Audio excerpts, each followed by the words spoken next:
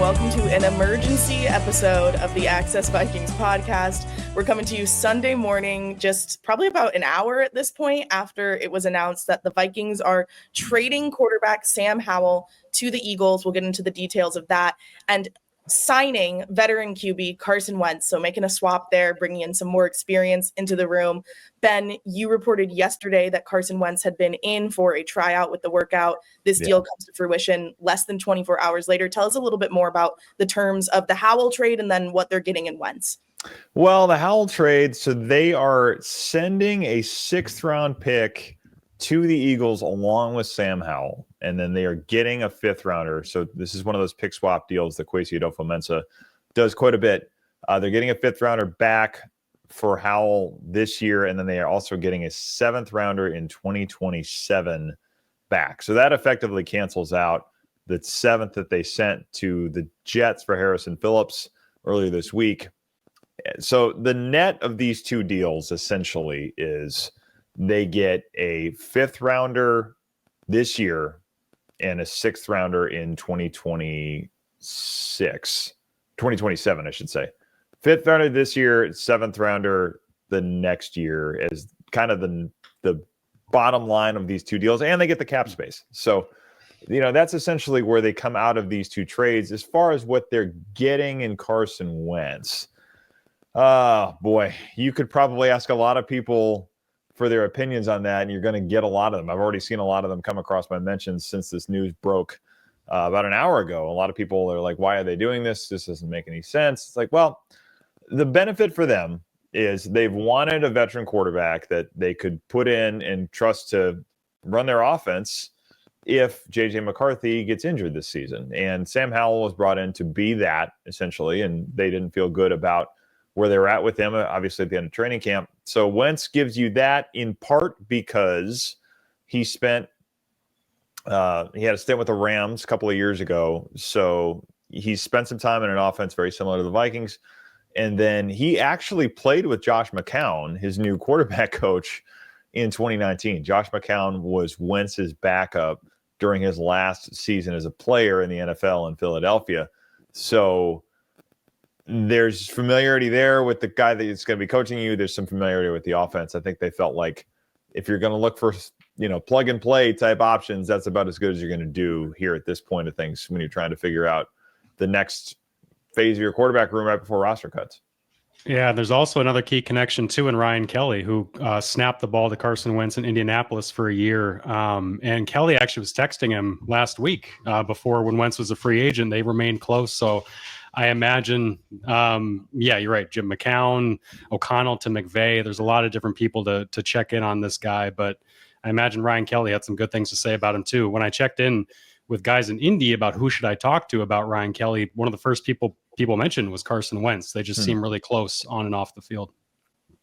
It's interesting. I think none of us were super surprised that they're not keeping Howell in this situation, just given what we were seeing at training camp and such. But at the game Friday night in Nashville, their preseason finale, which the Vikings lost 23-13 to the Titans, Howell was suited up, but did not end up playing. I asked O'Connell about that afterwards. I said, was there consideration throughout this week of playing him, especially given that in the Patriots preseason game was not a great performance by Howell?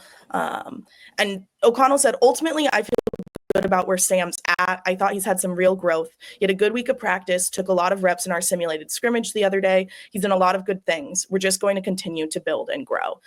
So that was kind of that could be the last comments we get from O'Connell on Howell or significantly. And now they move on to the veteran option. I guess just looking at this room now, and again, we've talked about it before, right? You have a second-year player in McCarthy who didn't actually play his first season because of his injury. So there's no game experience there.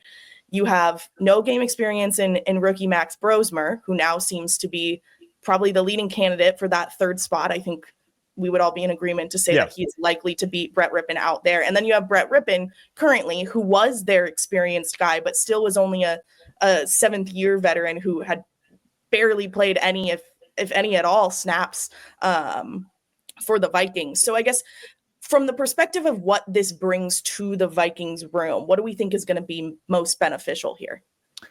Well, Wentz sort of checks the box of the veteran you wanted in Howell. I mean, if Wentz is effective, and probably a little bit of that with Rippon too. I mean, Rippon is a guy whose familiarity with the offense is part of what keeps him around. But I think Brosmer has looked strong enough, made another couple of impressive NFL caliber throws on Friday night against the Titans starters. I think Brosmer's on the roster. I think it'd be hard for them at this point to keep him off the roster. So I expect he is on the team. Probably Brett Rippon is either gone or maybe you try to get him through the practice squad. But I would think the mechanics with Brosmer make it difficult to assume you're going to get him through waivers. So I expect he's going to be on the roster, and then Wentz becomes, the guy that you could hand the keys to if you had to do it, because he's been around and has played a long time in the NFL, including an MVP caliber season back in 2017 when the Eagles beat the Vikings in the NFC title game after Wentz gets hurt and then win the Super Bowl at US Bank Stadium. So there is enough of a track record that, you'd at least, and he hasn't been at that level lately, but you'd at least say, okay, they could turn things over to him for 3-4 weeks if they needed to do it. I don't know that you would have said that about Howell, the way things had gone and the way things had looked. So this is a little bit more of a probably reliable option than they felt like they would have had in Howell.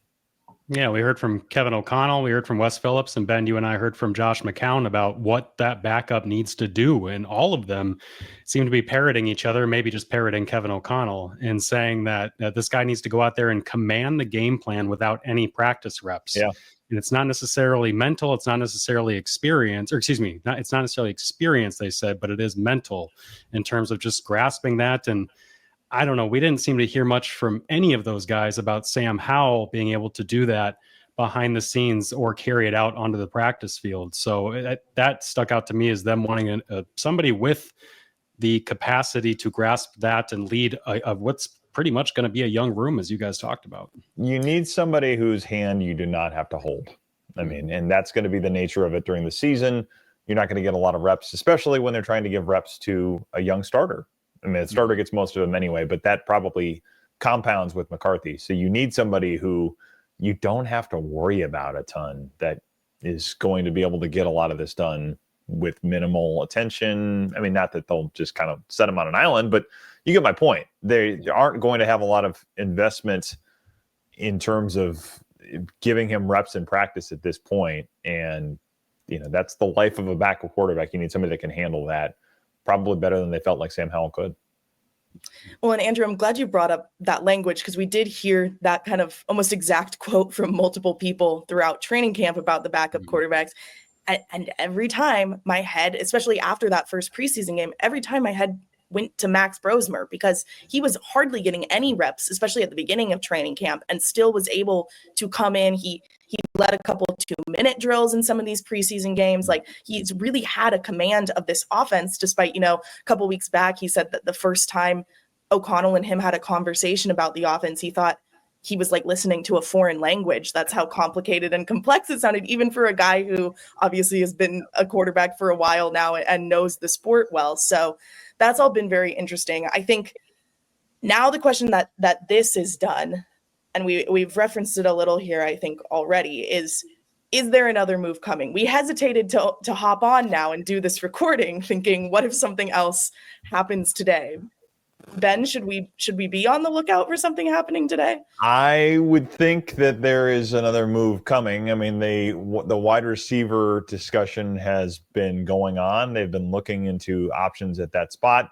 I have said it on social media, at least, and put it at the end of my story about Wentz this morning. They have been talking with the Panthers about Adam Thielen for a trade. And my understanding is at this point, it has been a matter of, what's the draft pick compensation going to be? Can they get to a spot where everybody is happy with it, especially when you have to throw in the consideration of Thielen's contract? I think he's a base salary of $6.5 million this year. How much of that do the Vikings pick up? They could afford to pick up all of it. But then if you're saying that to the Panthers, you're probably saying, guys, that has to affect the level of the draft pick we're sending back to you. So I think the negotiations are kind of ongoing and being handled on those lines, along those terms. I would expect this is probably a a day 3 draft pick if it gets done and the Vikings pick up some of the salary. I mean, I would imagine that's where we end up based on what I've heard. So the fact they have another 5th now, I think matters in this. I think that could be part of what helps get that trade over the line. I think there's a lot of interest in doing it. I think Thielen is open to the idea, excited about the idea. So we'll see if it happens, because he's still been, as we've talked about, I mean, the reasons we've said on this show we didn't think it was going to happen is that Thielen is still a big piece of that offense. But with Ted McMillan there now too, they do have a lot of young receivers. It will depend on whether the Panthers say, yeah, we're okay parting with a veteran that we have used pretty extensively over the last couple of years with Bryce Young to make this deal, and if you find a price. But yeah, I would tend to think that they are not done making moves, especially knowing the receiver need that's there. Yeah, Ben, when you reported that it was, in talks, the thought was that it hadn't happened yet because Carolina must be thinking, boy, we got this franchise quarterback here. We're trying to prop up and quote unquote save, reclaim him. And yes, they've got a bunch of young guys, but they don't have a savvy vet like Adam Thielen if they remove him from that room. And you've seen what he's done. He's been the only guy for Bryce Young. He's probably got the best rapport out of anybody on that team with Bryce Young at this point, considering the reps that they've logged. So it's understandable why it's dragging out to this point, and it'll be fascinating to see if it gets done and who budges.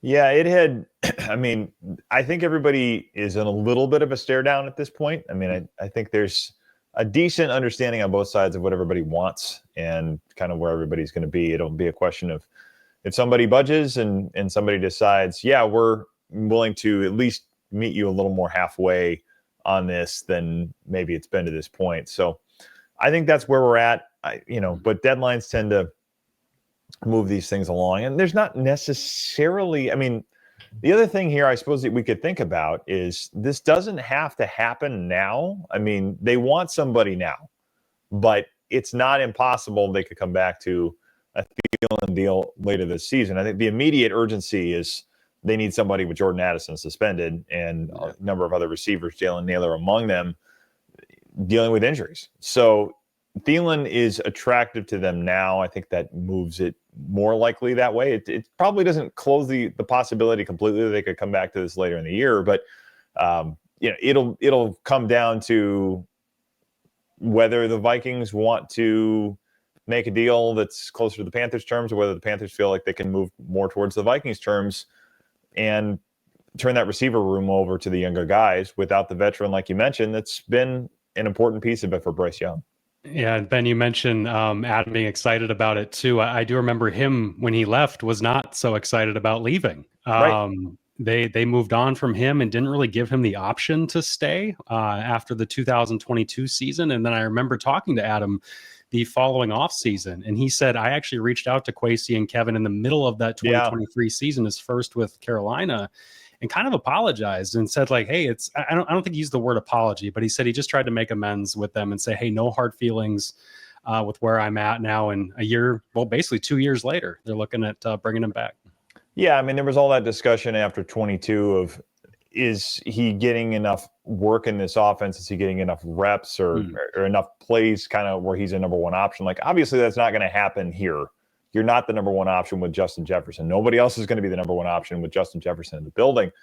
But, maybe a couple of years away too, and a couple of years of being on teams that didn't win very much makes you appreciate what you had. And, I think at this point too, I mean, everybody kind of goes through this in their career of the triangulation of where am I? What's my value? What do I want? All of that stuff can change pretty quickly as you get older and as you go to a different situation. So I think some of that, you look at it, say, yeah, it'd be good to be home. It'd be good to be on a winner.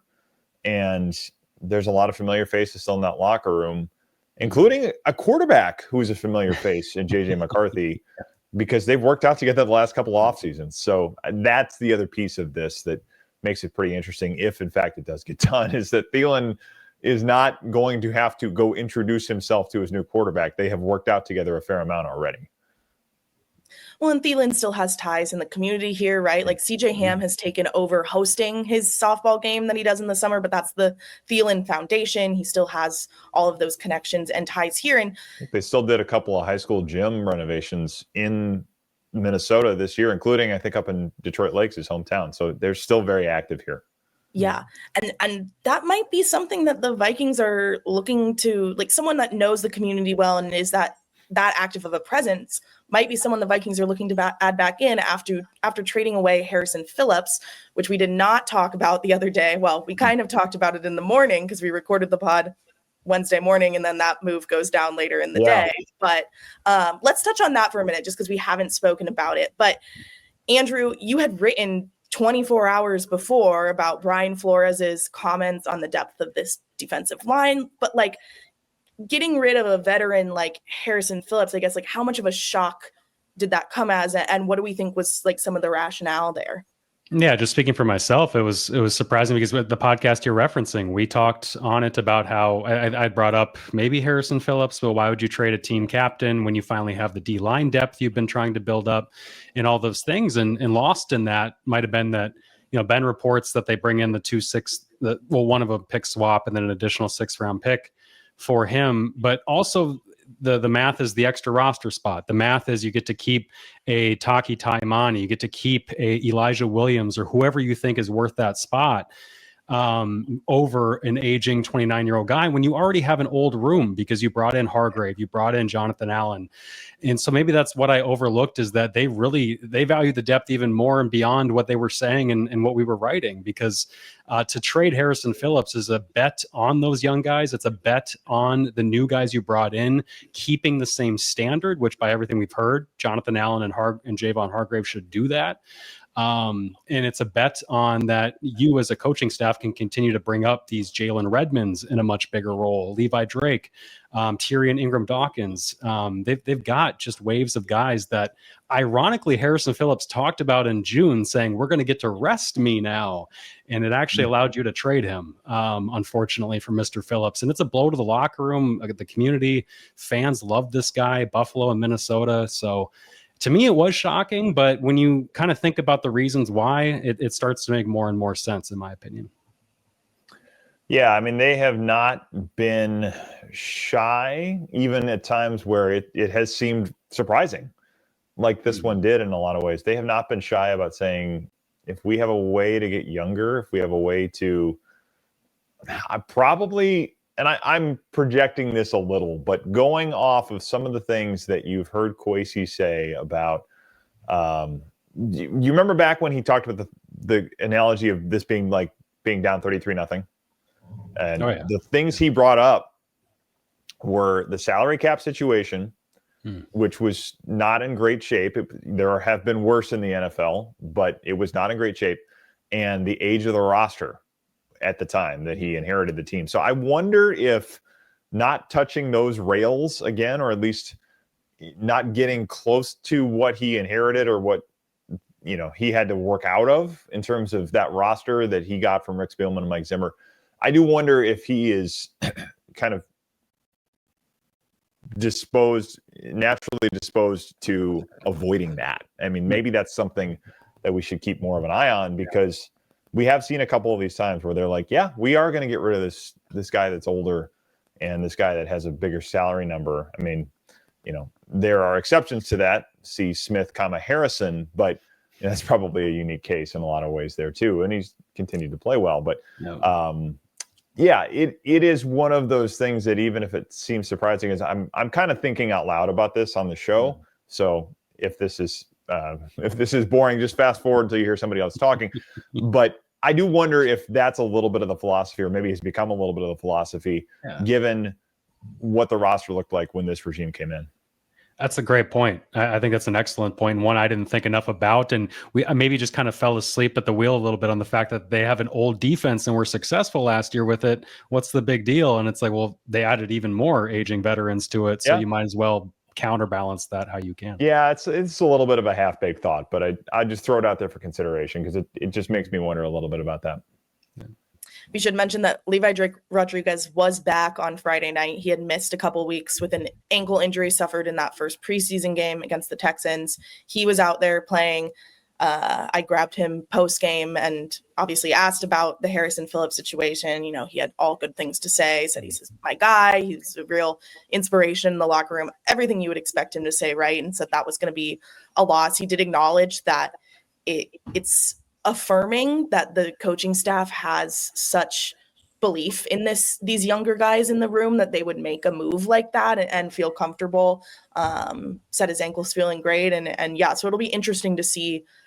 It'll be interesting to see how many guys they keep in that room because they have a lot. So when we get to Tuesday, like that's one of the few ones that feels like there's so much that like no matter how many they cut or keep, you're going to be safe. I think some of the other ones, the other positions were a little like, okay, what's going to happen at this one? Because they don't have as many guys here. So that'll be Tuesday. Do we have anything else? I mean, I think we made it through without any more breaking news coming here as we were talking. But anything else we've missed between Wednesday and now that we should chat about?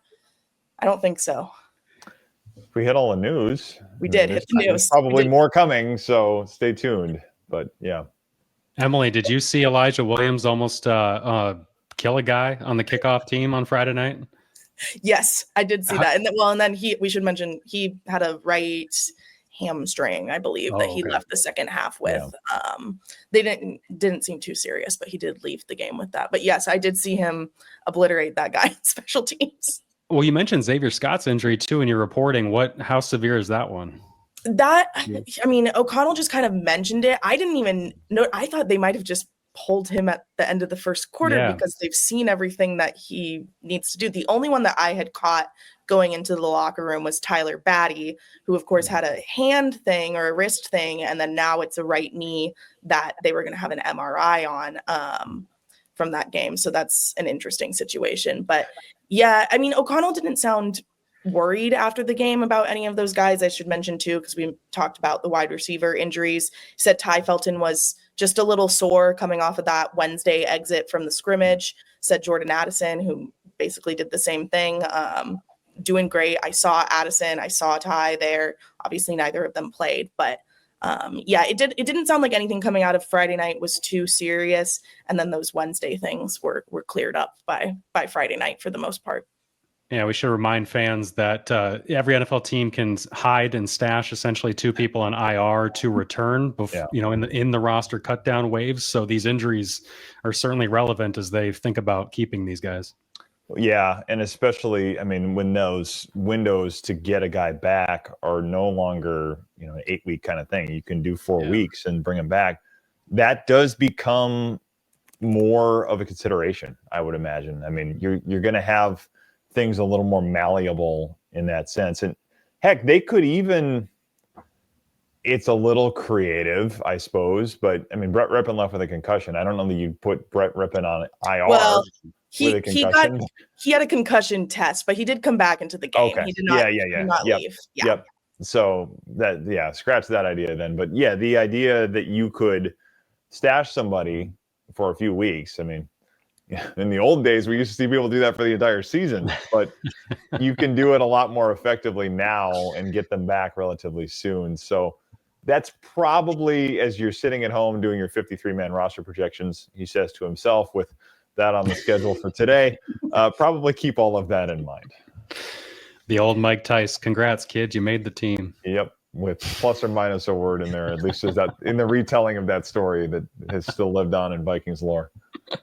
Yeah, we've got a couple days until that 3 p.m. deadline Tuesday for those 53-man rosters. I'm sure Kevin O'Connell and Kwesi Adolfo-Mensah are in their offices. Well, clearly they're in their offices right now because we had to get on and podcast this morning, but they're working on all of that. Max Brosmer's going to the Minnesota State Fair, which was a wonderful answer about how he's going to distract himself until cut down day. We will be at the Minnesota State Fair on Friday. We'll probably talk to you before then, but if not, we'll be at the fair. Come say hi. We'll be there from 9 to 10 at the Star Tribune booth. And if any other breaking news pops up, we'll be back as well. But for now, I think that's all we have on the emergency kind of QB situation going on this Sunday morning. Come say hi to us at the fair and tune back in the next time they make a trade in probably an hour or two.